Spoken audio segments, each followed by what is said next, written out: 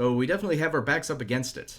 And if you don't know what I'm talking about, please go back and watch the last episode. Today's going to be the second leg versus Inter Milan in our Champions League knockout stage. We're at home, so that gives us a little bit of solace. We do very well at home.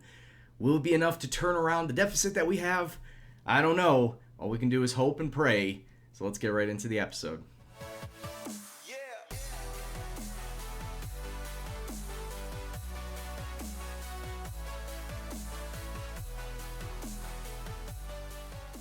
What's up, peoples? It's Gendo here, and welcome back to the Basque Boys. And as always, if you are still enjoying the series, please do go and drop it a like. Today, we got a little bit of an interesting situation. We got our rivals in Real Sociedad 3 days before we take on Inter Milan in the second leg of our Champions League knockout stage. But before we get to that, you know the drill. Let's take a look at the matches in the league before we get to this point.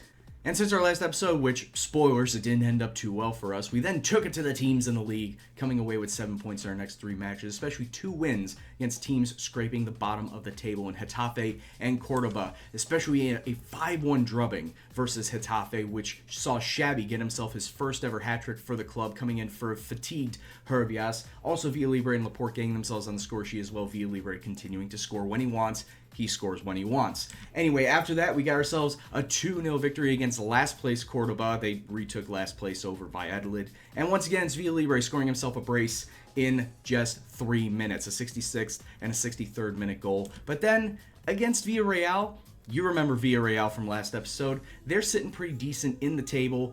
And yes, they pretty much came out exactly as you would expect against a team that was doing fairly well in the table.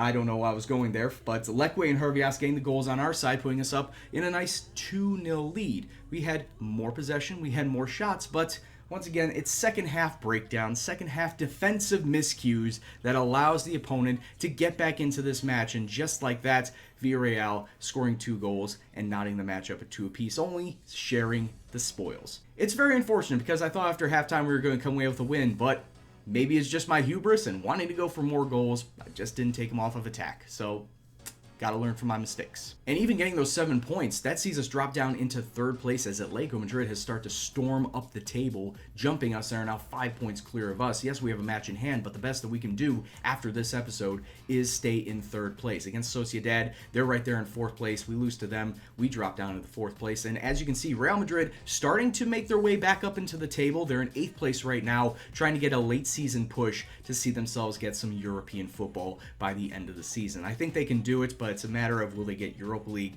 or Champions League in the end if they just can't stop winning.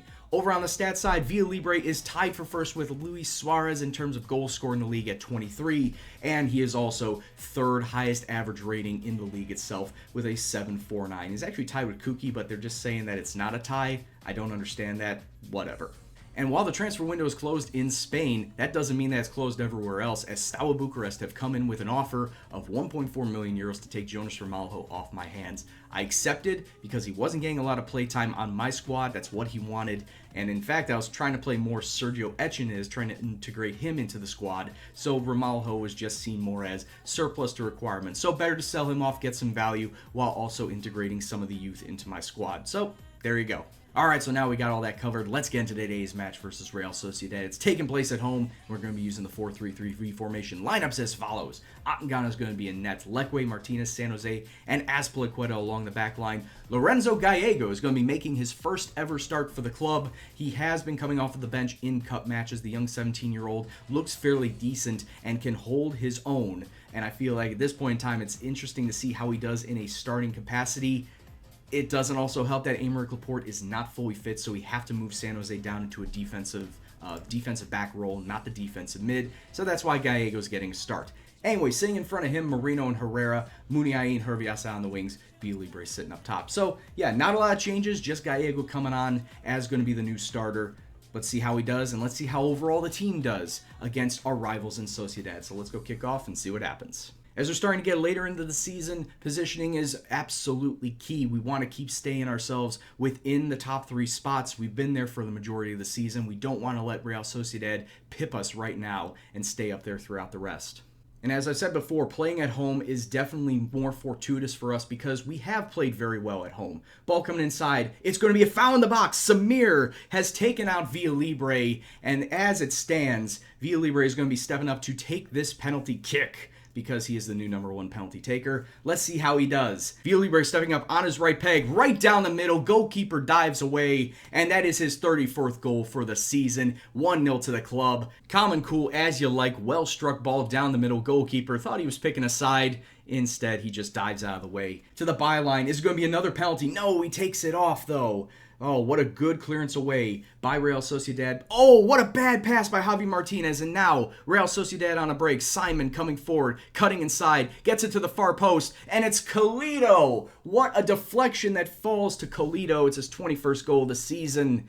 And they, Real Sociedad, have just equalized off of a really poor pass from Javi Martinez. That set this whole entire thing up. Sissoko, I don't know if that was a cross or a shot, but it bounced off of somebody. It bounced off of Azpilicueta, falling to Colito, and Colito has really been an absolute killer for us. Whenever we play in Real Sociedad, Colito has killed us every single time. It's halftime, and we honestly should be leading, if not for that dumbass pass by Javi Martinez to set up that entire sequence, allowing Sociedad a goal. Other than that, we're doing fairly well. We have the majority of the possession. We've had the majority of the shots. I'm just going to tell these boys I'm far from pleased. I want to see something different. I want to see a team that actually takes control and takes care of the ball to get themselves some possession, some shots, and chances. And anyway, 2 minutes on, we can see that right here. Hervias trying to come through. I don't know if that was taken off or if that was just a horrible pass, but it's just horrible pass. What is this team?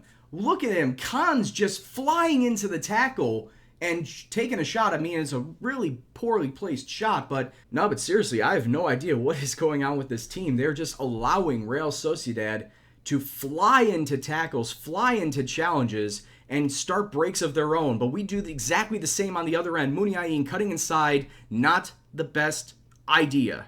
Come on, man. I know you're an inside forward. You're set up to be an inside forward, but look for a pass. Free kick, top of the box. Oh, my Lord. Are you serious? We can't win because of a spot kick. A free kick at the top of the box is what's going to do us in. It always is. It always is. Ismaili, free kick, top of the box. Atangana does get a hand on it, but it just slips over the line, and Sociedad have themselves a lead. We all just got to take a look back and see the Javi Martinez. And Linton Jr.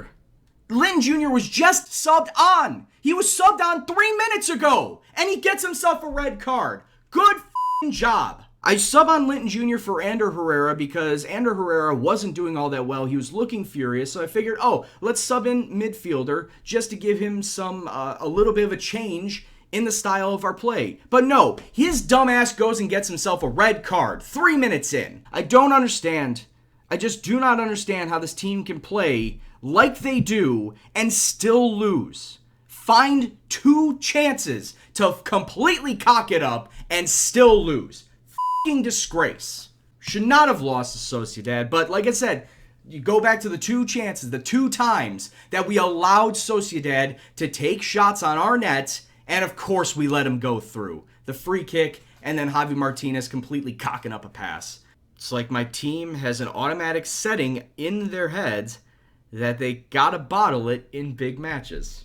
We're going into a match versus Inter Milan off the backs of this debilitating and demoralizing loss to our rivals, which now see us drop down into 4th place.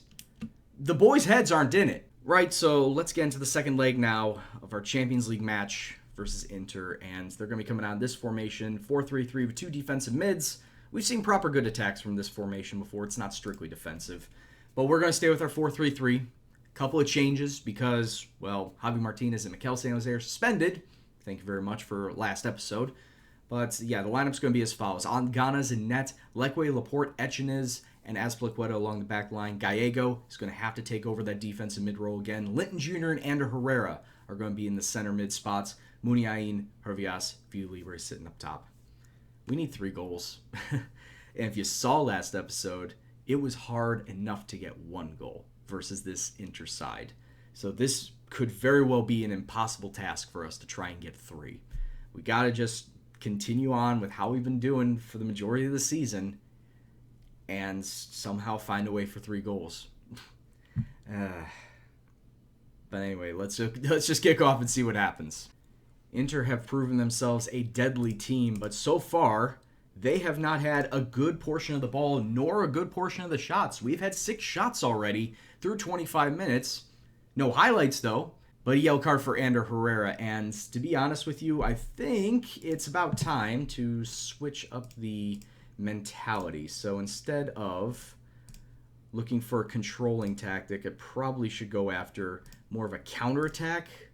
At least something with a little bit more faster pace if Inter Milan are going to be doing absolutely nothing all game.